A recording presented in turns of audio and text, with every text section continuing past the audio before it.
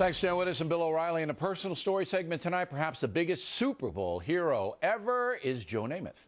In 1969, the New York Jets upset the Baltimore Colts in a stunning way. Mr. Namath guaranteed the Jets would win even though they were a big underdog.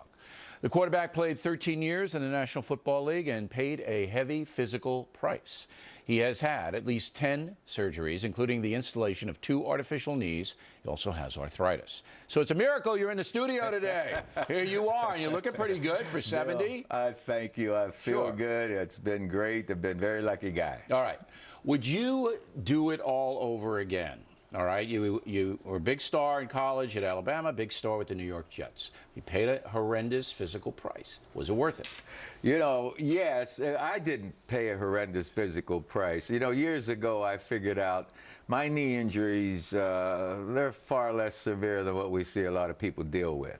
I've always felt lucky. I've always felt blessed.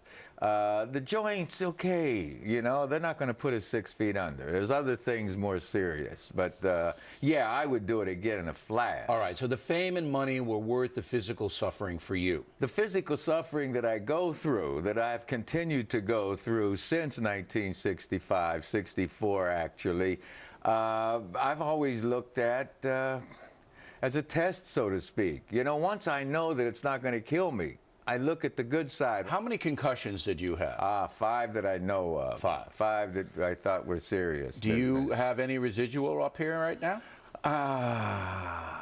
I feel great. I have had some tests, Bill, and I haven't talked about it publicly. I don't feel like I should at this time, but yes, I've had some help. And I have had tests that have shown some things. Some brain damage? Yeah. Our Hall of Fame receiver, Don Maynard, before the Super Bowl said, the MVP, which is most valuable physician, the doctor on the team, and the name of the game is kill the quarterback. Right. Every football team tries to knock the guys out of the game that's handling the ball. All right, let's go back to 1969, the night before the Super Bowl game. There was a lot of myths surrounding you. You're a single guy, big shot in New York City. You know, what did you do the night before the Super Bowl game? I'm not going to tell you everything. Come on.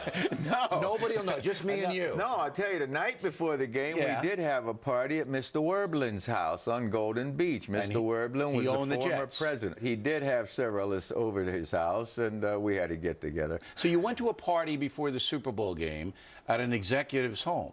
Was it a wild party? I mean, or you were just watching Leave It to Beaver? What were you doing? It was his house when we were watching Star Trek. It wasn't Leave It to Beaver, no.